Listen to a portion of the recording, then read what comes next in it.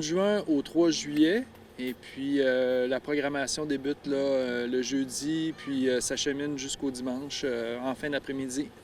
Et le terrain de jeu pour ce Québec Mega Trail, pouvez-vous nous dire à quel endroit c'est exactement au Mont-Saint-Anne, mais je pense que je vais vous toucher aussi au massif. Oui, exactement. On touche la région de Charlevoix, puisque notre distance mère, on va l'appeler, le 100 000, le départ est à Baie-Saint-Paul.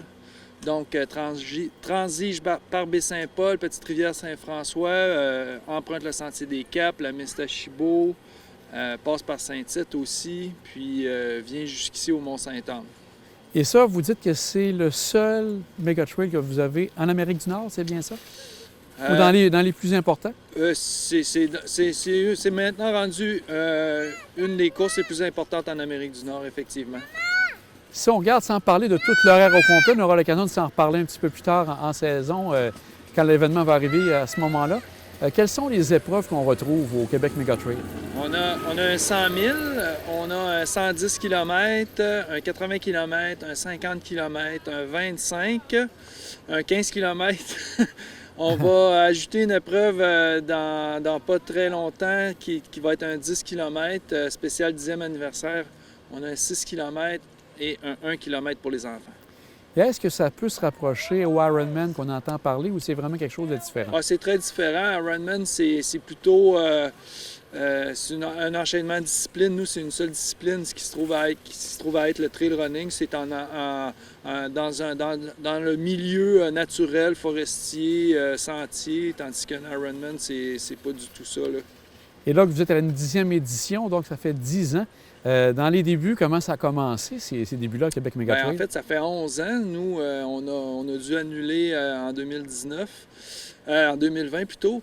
Et puis, c'est ça, ça a commencé par l'entremise d'une autre course en sentier qui s'appelle le Transvallée, que j'ai fondé il y a une quinzaine d'années dans la vallée Bras-du-Nord.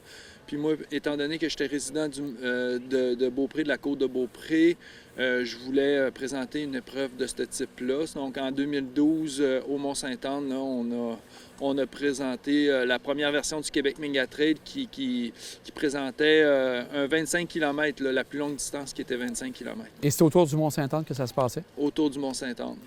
Aussi, cette année, particularité, vous avez un commanditaire comme Desjardins qui vient s'ajouter à tout ça.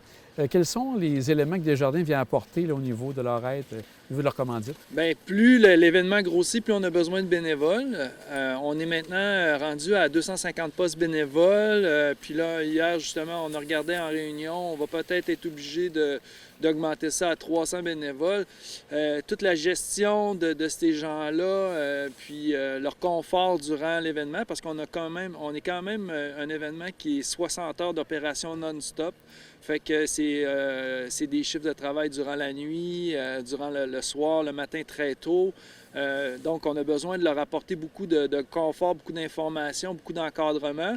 Puis ce que Desjardins fait en devenant partenaire avec nous, c'est qu'il nous aide à développer notre programme bénévole, à le consolider pour pouvoir offrir les meilleures conditions possibles à toute cette équipe-là, qu'on veut qu'ils reviennent d'année en année parce que c'est super important pour nous autres, c'est le cœur de l'événement.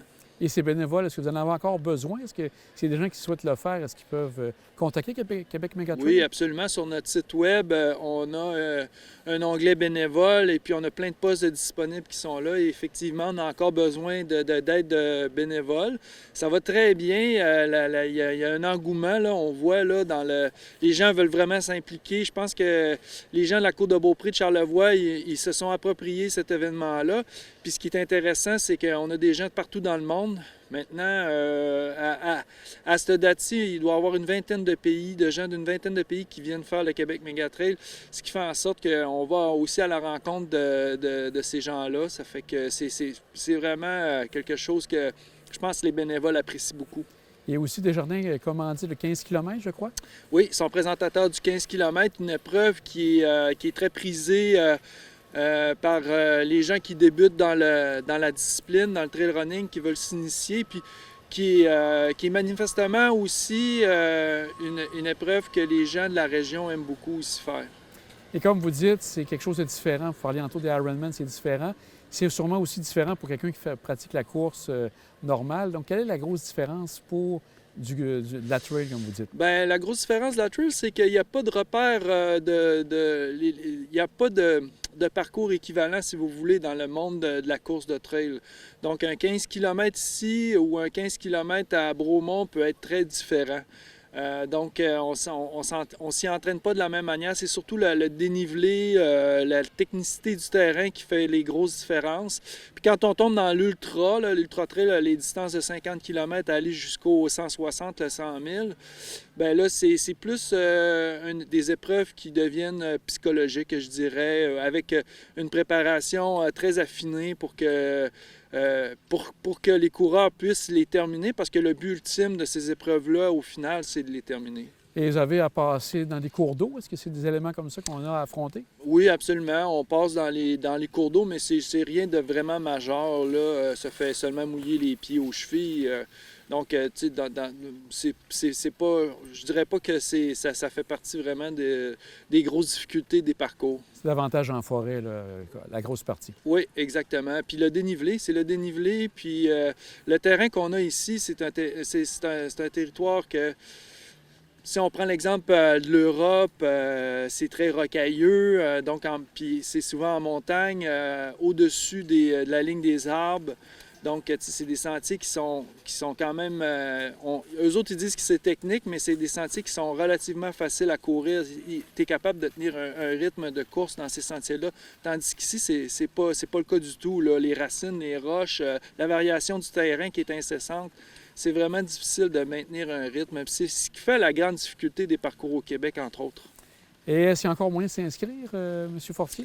Il y a encore moyen de s'inscrire si vous êtes, dans le minding de faire 160 km, puisqu'il nous reste seulement des places pour le 100 000 présentement. Par contre, on va ouvrir une épreuve de 10 km la semaine, le 10 avril. Et puis là, on va ouvrir 250 places. Je vous partage pas tous les détails parce qu'il y a quelques surprises à travers ça, là, mais c'est un nouveau 10 km qu'on va faire pour, entre autres, souligner notre 10e anniversaire. Il va avoir de la place sur cette épreuve-là. Bien, on vous souhaite bonne chance et un bon Québec Méga Trail encore pour cette année. Merci beaucoup.